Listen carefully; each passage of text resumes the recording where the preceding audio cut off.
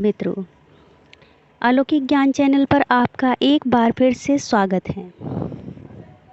गायत्री मंत्र की महिमा और विधि, इसका भाग 2 आज हम आपके लिए लेकर आए हैं। वेद और गायत्री की महिमा। वेद ईश्वरीय ज्ञान के भंडार हैं। संसार में जितनी भी ज्ञान, विज्ञान, कलाएं, विद्याएं दिखाई दे रही हैं, उन सब का मूल वेद में ही है। वेद हमारी संस्कृति के मूल स्रोत हैं। वैदिक सभ्यता को के उच्च शिखर तक पहुंचाने वाले ग्रंथ रत्न हैं। यह विश्व के आदि ग्रंथ भारतीय धर्म के कामनीय, कल्पद्रुम और आर्य संस्कृति के प्राणदाता हैं। भारतीय संस्कृति का इतिहास वेदों से गौरवान्वित होता है। भारतीय सभ्यता के विशाल और सुंदरतम प्रसाद का आधार मूल तत्व श्रुतियों में निहित है।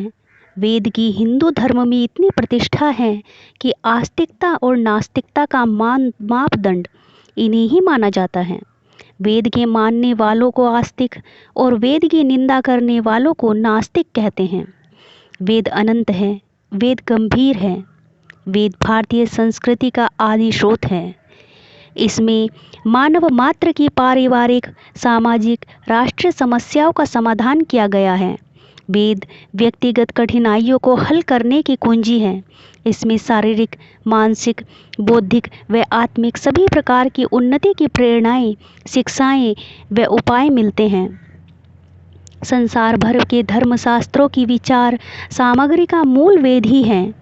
वेद सारे संसार के लिए ज्योति के पुंज रहे हैं।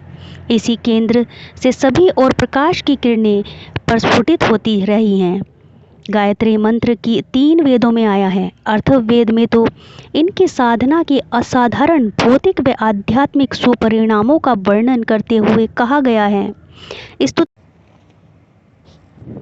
स्तुते मया वरदा वेद माता प्रचोदयन्ताम पावमानी दुजानाम आयु प्राणम प्रजा पशु कीर्ति द्रविणम ब्रह्मवर्चसम।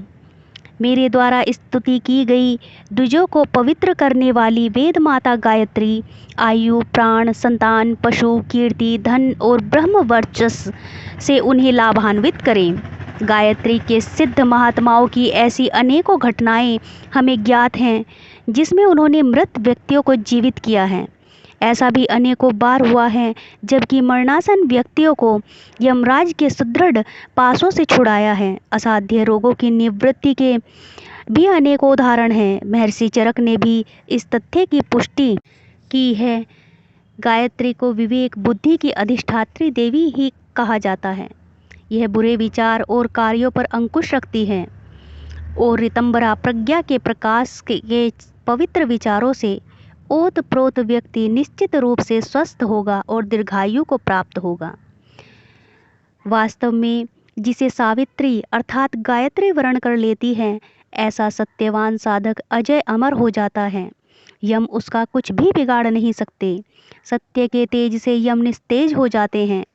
वेद भगवान का निर्देश है कि गायत्री साधना से प्राण विकसित, पुष्ट, बलवान और शक्तिशाली बनते हैं। प्राण शक्ति का शास्त्रीय परिचय इस प्रकार है। अथर्ववेद में प्राण को मूल चेतना कहा गया है। प्राणो विराट प्राणो देष्ट्री प्राण सर्व उपासते प्राणो सूर्य चंद्रमा प्राण माहु प्रजापतिम। अर्थात प्राण ही विराट हैं, वही सबका प्रेरक हैं, इसलिए सभी उसकी प्राणायाम के द्वारा उपासना करते हैं। प्राण ही सूर्य हैं, चंद्रमा है, प्रजापति हैं, वही समस्त भौतिक शक्तियों का संचालक हैं। एक अन्य मंत्र में प्राण को वीर्य, बल, उत्साह, प्रतिभा, तेज, सद्गुण और आयु बताया गया है। बृहदारण्य उपनिषद के प्रणेता ऋषि के अनुसार प्राण ही शरीर बल, मनोबल, बुद्धि बल और आत्मबल है। आदि व्याधि, चिंता, निराशा और विकारों से संतृप्त प्रियमाणों के लिए प्राण आशा, उत्साह, स्वास्थ्य, स्फूर्ति, प्रफुल्लता और जीवन देने वाला अमृत है। गायत्री प्राणों को शक्तिशाली, बलवान, पुष्ट और तेज करने के साथ साथ आयु वृद्धि और उसका संरक्षण करती है। जिन साधकों के संतान नहीं होती, उन्हें संतान का आशीर्वाद देती है। संतान भी ऐसी जो सद्गुणों से संपन्न हो, क्योंकि गायत्री सद्वृद्धि का मंत्र है। आधुनिक मनोविज्ञान भी इस तथ्य को स्वीकार करता है कि माता पिता की जैसे मनोभूमि और विचार होते हैं, वैसी ही उनकी संतान भी होती है। अथवा यह भी कह सकते हैं कि जैसी हम संतान चाहते हैं वैसा ही हम उन्हें बना सकते हैं। उदाहरण के लिए, एक महिला जिसने कई संतानें अपनी इच्छा अनुसार गुणों वाली उत्पन्न की हैं, लिखती है, मेरी इच्छा हुई कि अपनी एक संतान को प्रमुख वक्ता बनाऊं। जब मैंने गर्भ धारण किया तो मैं उसी इच्छा से सुयोग्य वक्ताओं के भाषण सुनने जाने लगी और उच्च कोटि के लेखों का अध्ययन करने लगी। उक्त बालक के बड़ा होने पर उसे डॉक्टर फाउलर ने जांचा और पाया कि उसमें भाषण संबंधी योग्यता ही नहीं वरन अन्य मानसिक शक्तियाँ भी असाधारण रूप से विकसित हैं। इसी स्त्री ने दूसरे पुत्र को चित्रकार बनाना चाहा और अपनी गर्भ स्थिति के समय में प्रसिद्ध चित्रशालाओं का अवलोकन करती रही, चित्र प्रदर्शनियों में भाग लेती रही और प्राकृतिक सौंदर्य को दिलचस्पी के साथ देखने में विशेषण समय लगाया। फलस्वरूप वह लड़का अद्वितीय चित्रकार निकला। इसी प्रकार उसने अपने तीसरे पुत्र को एक बड़ा भारी विद्वान और नेता बनाया। वह अपने अनुभवों के आधार पर लिखती है, मैं निश्चित रूप से कह सकती हूँ कि संतान में इच्छानुसार गुणों का समावेश कर देना यह पूर्णतः माता के अधिकार की बात है। गायत्री तु परित्यज्य सो अन्य मंत्रमुपासते मुंडकराशव ते ज्ञेया इति विदुः। वेद वेत्ताओं का कहना है कि लोक में वास्तव में नास्तिक वही है जो गायत्री मंत्र को छोड़कर अन्य किसी मंत्र की साधना करता है। जो साधक हृदय में स्थित गायत्री का ध्यान व चिंतन करता है वह धर्म के झगड़ों से ऊपर उठकर परम गति को प्राप्त होता है। गायत्री लंबी आयु, उत्तम स्वास्थ्य और आदर्श संतान के प्रभाव के साथ साथ सभी प्रकार की भौतिक सुख सुविधाओं को भी प्रदान करती है। भारत जैसे कृषि प्रधान देश में प्राचीन काल में धनी परिवारों का मूल्यांकन उनके पशुओं की संख्या से किया जाता था। शास्त्रों में ऐसे उदाहरण मिलते हैं जिनमें समृद्ध व्यक्तियों के पास हजारों की संख्या में गायें आदि पशु होते थे। यह सौभाग्य गायत्री माता के आशीर्वाद से प्राप्त होता है। गायत्री की सफल साधना से जब विवेक की जागृति होती है तो साधक समाज और राष्ट्र उत्थान के आदर्श कार्यों में सहयोग देता है। इससे लोकमानस में उसकी कीर्ति का विकास होना स्वाभाविक ही है। वास्तव में सद्गुणों का परिचय करना, सद्गुणों का संचय करना ही आपको अपने ऊपर उठाना है और सदैव निष्काम भाव से परोपकार में लगे रहना ही कीर्ति को बढ़ाता है।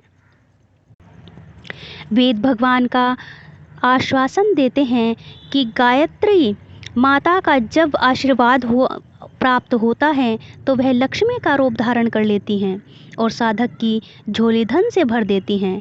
ऐसे अनेकों उदाहरण देखने में आए हैं जिनमें गायत्री साधना से साधकों का असाधारण आर्थिक विकास हुआ है। राजकीय सेवाओं में आशाजनक पदोन्नति भी हुई है, कर्जों से छुटकारा मिला है और अनेकों प्रकार की आर्थिक विपत्तियों की निवृत्ति हुई है। गायत्री साधना के फलस्वरूप केवल भौतिक ऐश्वर्य ही नहीं मिलता, ऐसी बात नहीं है, इसमें सद्गुण रूपी धन का भी विकास होता है। एक विद्वान ने कहा, संपत्तिवान वही जहाँ देवी गुणों का वास हो। एक मनीषी ने सच ही कहा है कि सच्ची दौलत का संग्रह आत्मा को दिव्य गुणों से संपन्न करता है। सच समझिए, हृदय की सद्वृत्तियों को छोड़कर बाहर कहीं शांति नहीं। भ्रमवश भले ही हम बाहरी परिस्थितियों में सुख की खोज करते रहें, दुर्गुणी धनवान कुछ नहीं, केवल एक भिक्षुक है। जिसके हृदय में सद्गतियों का निवास है वही सबसे बड़ा धनवान है, चाहे बाहर से गरीबी का जीवन ही क्यों न व्यतीत करता हो। धन और कुछ नहीं, सद्गुणों का विकास करना है। एक विशालकाय और उच्च आत्मा वाला व्यक्ति झोपड़ी में भी रत्नों की जगमगाहट पैदा कर सकता है।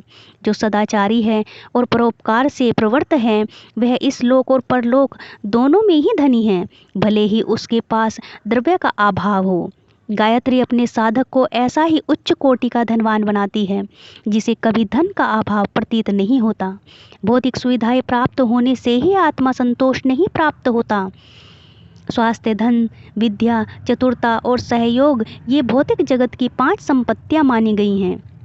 जिस व्यक्तियों को ये संपत्तियां प्राप्त हो जाती हैं उसे भाग्यशाली ही माना जाता है, परंतु भौतिक विकास के साथ साथ आत्म विकास का होना भी आवश्यक है, अन्यथा मानसिक सुख, शांति व संतोष प्राप्त नहीं हो सकता। योगियों का मत है कि आत्म विकास के लिए क्रमशः अन्नमय, प्राणमय, मनोमय, विज्ञानमय और आनंदमय कोशों को परिमार्जित और विकसित करना होता है, तभी साधक की आध्यात्मिक शक्ति जागृत होती है।